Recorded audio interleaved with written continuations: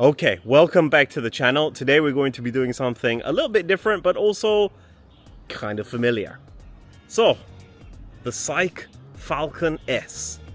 Cyke unveiled this bike a few months ago at the San Francisco e-mobility show, and they kind of took the industry by surprise with this bike.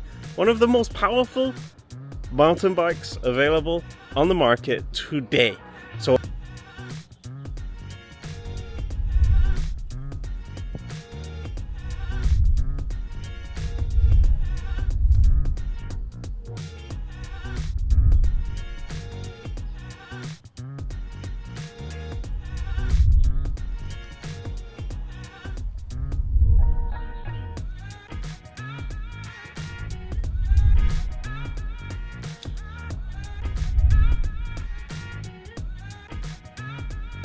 going back to the bike, as I mentioned in the unboxing video, it's got a 1000-watt motor down here at the bottom from Bafang, and then up here it's got a 70 amp hour 48-volt battery. So this is why this down tube is absolutely humongous. It's just got this huge beast of a battery inside there.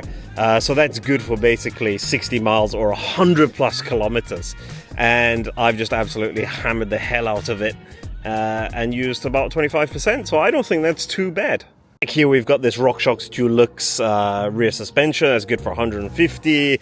Up front we've got the RockShox Recon, also good for 150. Good enough for like trail riding, which is what we're going to be doing today. And it's impossible to go any further in this review without looking at these 3-inch 27.5 to 7.5 tires. They're absolutely ginormous Maxxis units. I don't think I've ridden a bike with wheels that big ever. So brakes, we've got a Tektro 4-piston back here. The brakes itself, they feel fairly decent, they're fairly powerful. One early complaint I do have is that the lever feels more like a motorbike lever than an actual mountain bike lever. It's got this huge knob here on the end. It's okay, but it's just, you know, feels a little bit old-fashioned. I'm guessing you're looking at this video because you want to know how it rides. So let's stop messing around. Let's stop talking about parts. Let's go take it for an actual trail ride and see what it's like. It feels pretty good so far, to be honest. I was joking when I said this is one of the fastest mountain bikes I've ever ridden. With this accelerator, it's crazy fast. Right now, I'm cruising along at a steady 15 miles an hour. I could easily keep up with traffic. It's fast.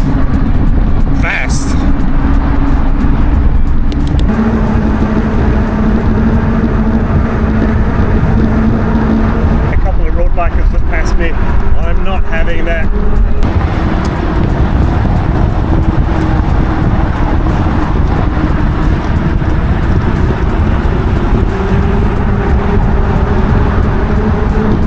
Oh, I had to put a jacket on. It's so cold.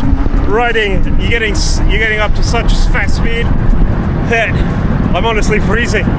So I gotta put a jacket on now. All right, let's head to the hills, head to the trails. Okay, right now it's completely flat. Let's see how fast this thing can go. I'm not sure if you can see the screen right here, but we're doing 23.2 miles an hour.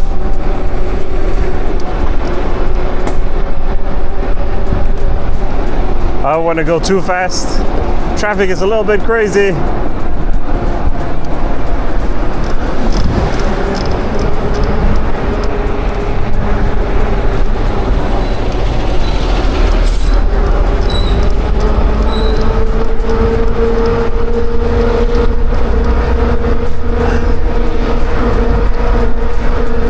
Can we hit 30 before the red light?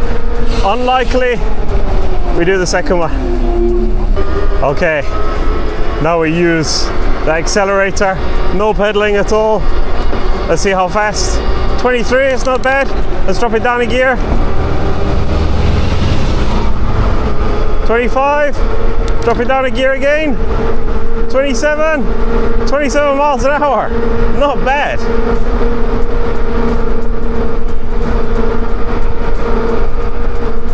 Really want to try what this bike is like on this series of uphills. On my trail bike, it's pretty hard. On my road bike, it's a challenge. It gets your lungs busting. But I'm really interested in to see what it'll be like going up here. It's a series of slow uphills, you know, the worst kind that really drain your power. Let's see. Okay, so I'm keeping it in boost mode because I'm lazy, but I remember there's a boost plus. There we go, sport plus, boost is the top one. Just going up here is so easy.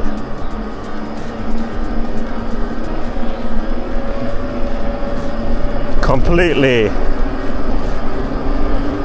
not a challenge at all. Now we're onto the flat part, and then there'll be another uphill. This is effortless.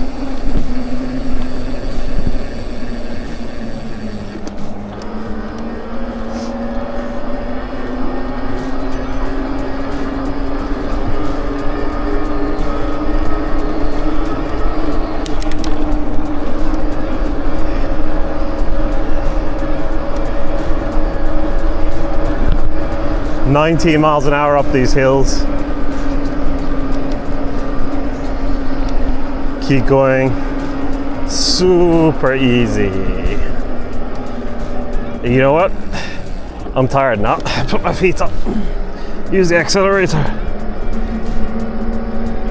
Absolutely simply cruising up here. No stress, no pressure.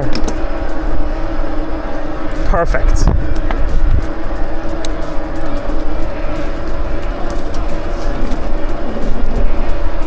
Trail bike, that would be an absolute killer. On this bike, simple, so simple.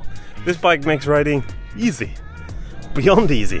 Riding this bike around on these trails, it just feels like a regular trail bike, but that little bit of a kick in it as well every now and again. From a personal point of view, I feel like Bafang have finally made a really good breakthrough on the delivery of power from this motor. They always used to be a little bit blocky or a little bit agricultural in nature, but this feels very smooth. It's even very quiet, to be honest. Very quiet motor. Okay, we're just getting up to the top of this hill.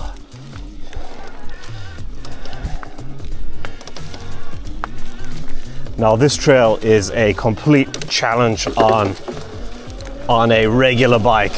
Let's see what it's like on here. Okay. This was always a super hard climb on a trail bike. Let's see what it's like with 1,000 watts. Oh my god, it's so easy.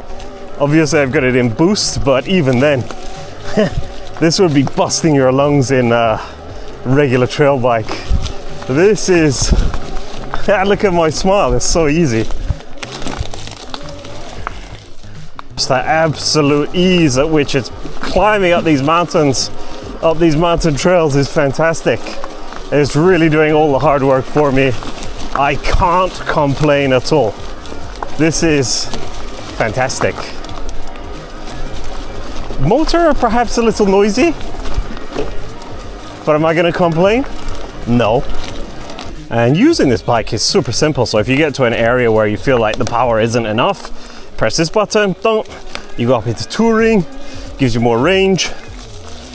You go into sport, a little bit more power, keep it into Sport Plus, a bigger kick in the butt when it comes to speed, but obviously the ultimate power output comes from the boost. This is where you get your full 1,000 watt. So this is the power barometer right here. This is where you get your monster truck energy from. For me it's a little bit crazy. I'll keep it down here. Okay, now going downhill, probably a little bit. These tires are sliding a little bit, maybe too much air in there, but they feel okay, not too bad. Not shabby. This downhill is a lot of fun.